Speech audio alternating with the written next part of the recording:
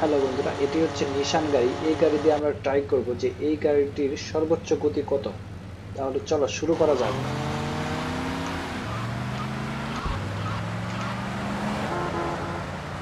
191, 194 পর্যন্ত, 196, 197,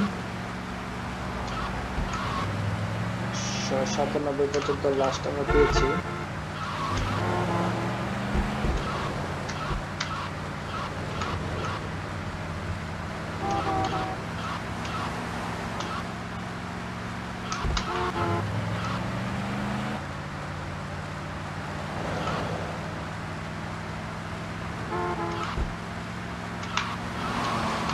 197, এই গাড়িটির সর্বোচ্চ গতি পেলাম আমরা 197 পর্যন্ত।